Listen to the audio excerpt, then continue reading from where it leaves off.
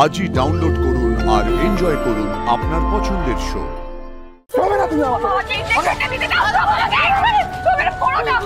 হবে না তুমি আমার ঘেন্না হয়। রক্ত দাও, এনেছো? হ্যাঁ এনেছো তো? কই রক্ত কোথায়? রক্ত হ্যাঁ আমার শীতের সিঁদুর আমি বুঝতে পারছি না। দাও বাবা রক্ত দাও, রক্ত দাও। কই কি হয়েছে দাদামণি? তুমি মারোনি? কেন মারোনি দাদামণি? আমি তোমাকে রাখি সুতো টিপে দিয়েছিলাম দাদামণি। কেন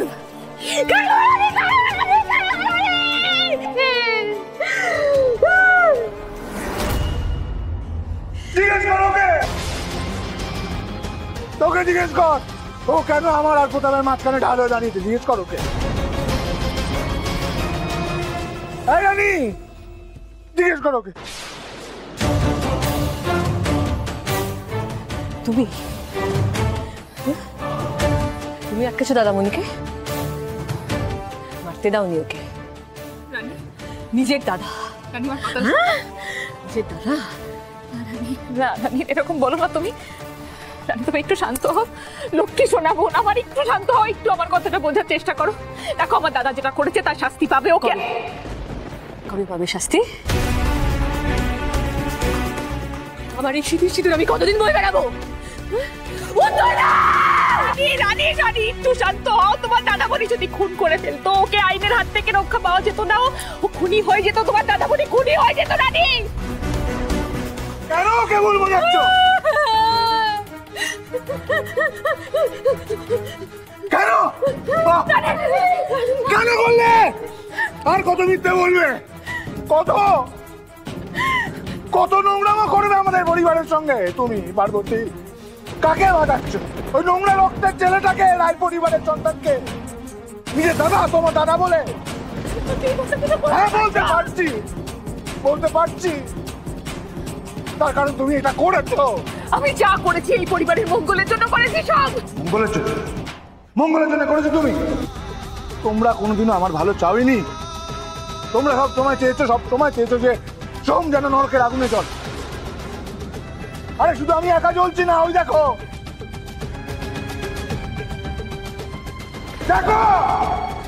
ওকে, একটু চোখ মেলে দেখো আমার বোনটাকে, দেখো বউ জ্বলছে। এই সব কিছু তোমার জন্য। আমি হয়তো অনেক ভুল করেছি সব, কিন্তু আমার তো তোমাকে অনেক কিছু বলার রয়েছে। সব আমার অনেক কিছু বলার। আমার কিছু শোনার নেই, আমার আর কিচ্ছু শোনার নেই। আমি একটা জিনিস খুব ভালো করে বুঝেছি, তেল আর জল মিশ খায় না।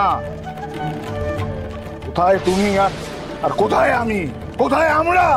নরকের কীট। তুমি তো শুধু আমাদের দয়া করে গেছো। হ্যাঁ দয়া তুমি করতে পারো, রায়বাড়ির মেয়ে বলে কথা। আর দয়া চাই।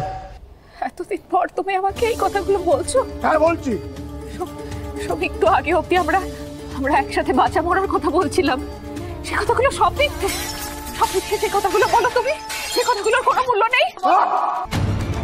জীবন মৃত্যু একদিকে, আর আমার বোনেরা ওরা আরেকদিকে। তুমি আমার চোখের সামনে থেকে সরে যাও।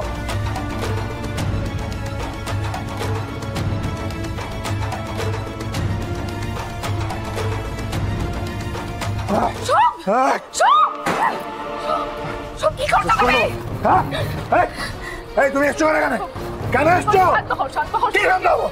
কি শান্ত হবো কথা বলছো তুমি? কেন শান্ত হবো? হ্যাঁ আমার বোনের কি অবস্থা হলো তুমি দেখলে না? তারপরে তুমি শান্ত হতে বলছো, তারপরে তুমি হ্যাঁ লজ্জা করে? ও তুমি তো রায়বাড়ির সন্তান, তাই না? রায়বাড়ির রক্ত আছে তোমার গায়ে, তাই তোমার কথা শুনতে হবে আমাকে, সমস্ত কথা শুনতে। হ্যাঁ তোমার হুকুম তামিল করতে হবে। আর কি করতে হবে? তোমার পা ধরতে হবে, ক্ষমা চাইতে হবে। কি করতে হবে বলো? করো না এগুলো, করো না। তুমি একটু শান্ত হয়ে বসো। ও শান্ত হবো না, শান্ত। একটু শান্ত হও, বসো। সব ভেঙে দেবো। শান্ত হয়ে বসো, সব দোহাই তোমার, আমি হাত করতেছি। কেন শান্ত হয়ে বসবো? কিসের জন্য শান্ত হয়ে বসবো? হ্যাঁ, সব ভেঙে দেবো, আগুন জ্বালিয়ে দেবো।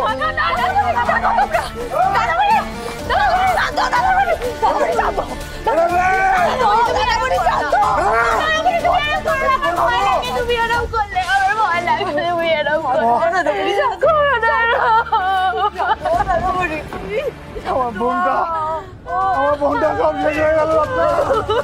আমার বোনটা সব শেষ হয়ে গেল। আমি আর পাচ্ছি না, আমি কি করবো আমি জানি না।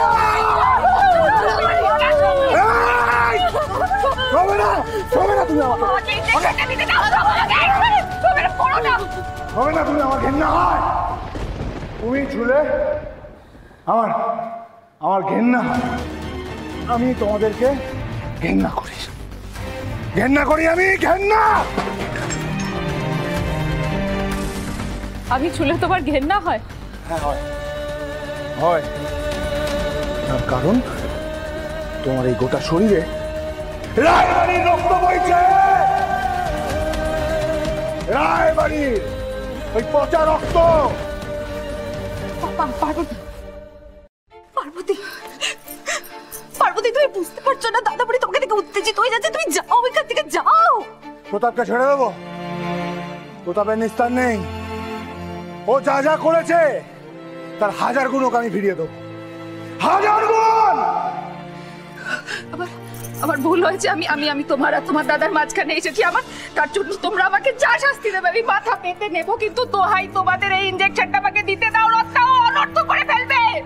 বেশ, আমাকে দাও, আমাকে দাও, আমি দিয়ে দিচ্ছি, কিন্তু তুমি যাও, দাও, আমাকে দাও।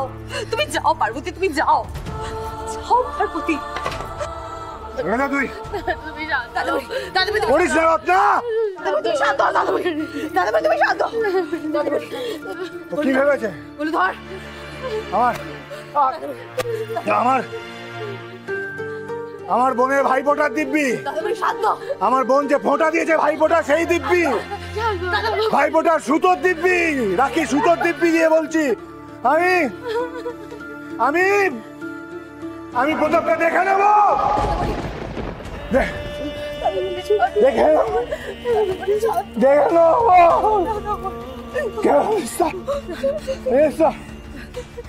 দাদাবাড়ি, শান্ত হও। পারে না।